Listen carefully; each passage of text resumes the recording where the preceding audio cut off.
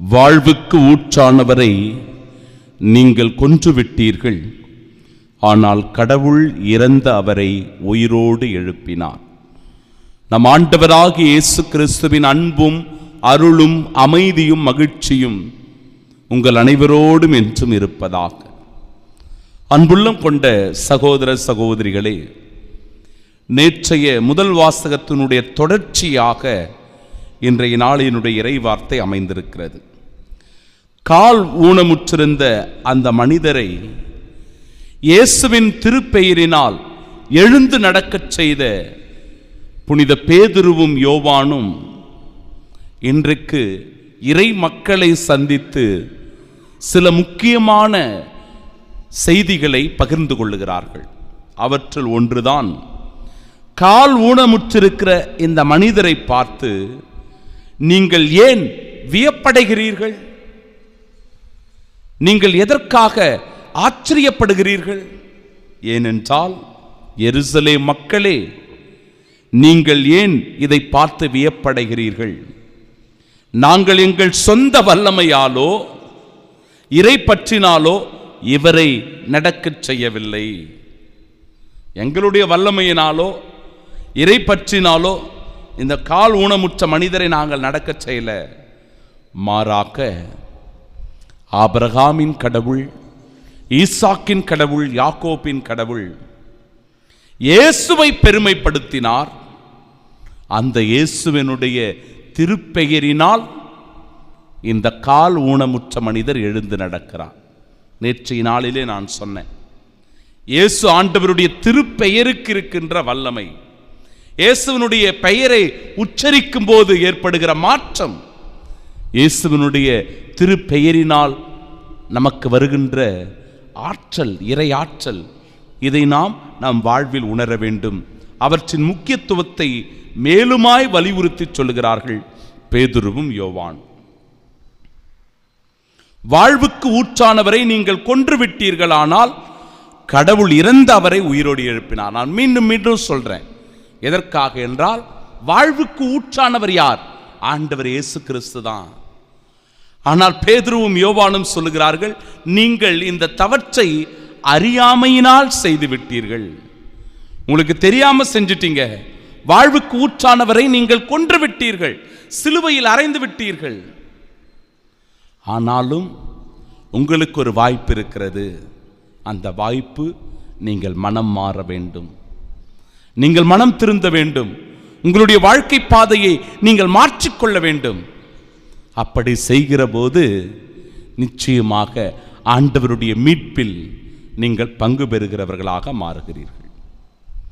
அந்த மனிதருக்கு வலுவூட்டியது எது? இயேசுவினுடைய பெயரே இவருக்கு வலுவூட்டியது. அவர் பெயர் மீது கொண்டிருந்த நம்பிக்கையினால் தான் இந்த அற்புதமும் அதிசயமும் நடந்தது.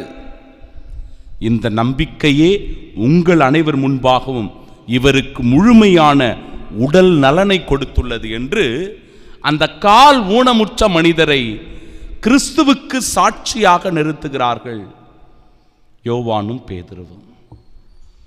அன்பிற்கு பிரியமானவர்களே, இயேசுவினுடைய உயிர்ப்பை கொண்டாடுகிற நாம், இயேசுவினுடைய மதிப்பீடுகளை தாங்கி நிற்கிற நாம், இயேசுவுக்காக வாழ்ந்து கொண்டிருக்கிற நாம் ஒவ்வொருவரும் இப்படி உயிர்ப்புக்கு சாட்சியாய் நம்மால் நிற்க முடியுமா?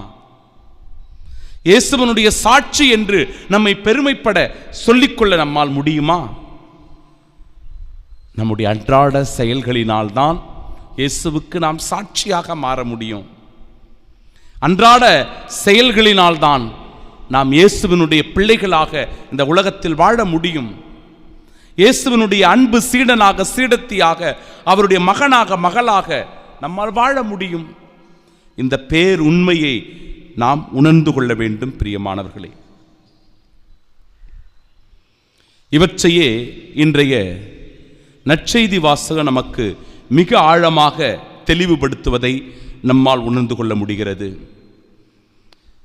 இயேசு தன்னை முழுமையாக வெளிப்படுத்துகிறார். எப்படி வெளிப்படுத்துகிறார் என்றால், தன்னுடைய கைகளையும் கால்களையும் அவர்களுக்கு காண்பிக்கின்றார். காயமாக இருக்கின்ற தழும்புகள் இருக்கின்ற அந்த கைகளையும் கால்களையும் அவர்களுக்கு காண்பித்து, நீங்கள் ஏன் ஐயம் கொள்ளுகிறீர்கள்? என் கைகளையும் என் கால்களையும் பாருங்கள், நானேதான். என்னை தொட்டு பாருங்கள். அது ஒரு இறை அனுபவத்தை நமக்கு எடுத்து சொல்லுகிறது. என்னை தொட்டு பாருங்கள், எனக்கு எலும்பும் சதையும் இருப்பதை காண்கிறீர்களே, இவை ஆவிக்கு கிடையாதே என்று சொல்லி அவர்களுக்கு தனது கைகளையும் கால்களையும் காண்பித்தார். அவர்களோ நம்ப முடியாதவர்களாக வியப்புக்கு உள்ளாக இருந்தார்கள். இந்த அதிசயங்கள்லாம் பார்க்கிற போது அவர்களுக்கு வியப்பு தான் ஏற்படுகிறது. கால் ஊனமுற்ற மனிதரை பார்த்து, அவன் நன்றாக நடப்பதை பார்த்து, துள்ளி குதிப்பதை பார்த்து, அவன் நடந்து செல்வதை பார்த்து வியப்படைகிறார்கள். நற்செய்தி வாசகத்தில் ஆண்டவர் இயேசு தன்னுடைய கைகளையும் கால்களையும் காண்பிக்கும் போது அந்த உண்மையை பார்த்தவர்கள் வியப்படைகிறார்கள். இப்படி அவர்கள் எப்பொழுதுமே வியப்புக்குள்ளாகின்ற செயல்களை தான் பார்க்கிறோம். நம்மள பல பேர் கூட அற்புத அதிசயங்களை பார்த்து வியக்கின்ற மனிதர்களாக இருக்கிறோம். அற்புத அதிசயங்களை பார்த்து ஓடுகிற மனிதர்களாக இருக்கிறோம். அல்லது அற்புத அதிசயங்களுக்காக ஏங்குகின்ற மனிதர்களாக இருக்கிறோம். அது தானா நடக்குங்க. அது தானா நடக்கும். கடவுளுடைய வல்லமையினால எது எது எப்பொழுது நடக்க வேண்டுமோ அது நடந்தே தீரும். ஆனால் நாம் கடவுளின் மீது முழுமையான நம்பிக்கை வைத்து அவருடைய நீதியின்படி, அவரின் உண்மையின்படி நாம் வாழ்கிறவர்களாக இருக்கணும். இன்றைய பதிலுரை பாடல்ல பாருங்க, ஆண்டவரே உமது திருப்பெயர் உலகெங்கும் எவ்வளவு மேன்மையாய் விளங்குகின்றது. அந்த திருப்பெயரை நம்முடைய நாவில் உச்சரித்து கொண்டே இருப்பதின் வழியாக, அந்த திருப்பெயருக்கு நாம் புகழ் சேர்ப்பதாக, அந்த திருப்பெயருக்கு மாட்சியும் மகிமையும் சேர்ப்பதாக நம்முடைய வாழ்க்கை அமைந்திருக்கிறது என்றால், நிச்சயமாக இந்த நாளினுடைய இறை ஆசிருக்கு உரியவர்களாய் நாம் இருக்கிறோம். உயிர்ப்பின் சாட்சிகளாக நாம் வாழ்கிறோம்.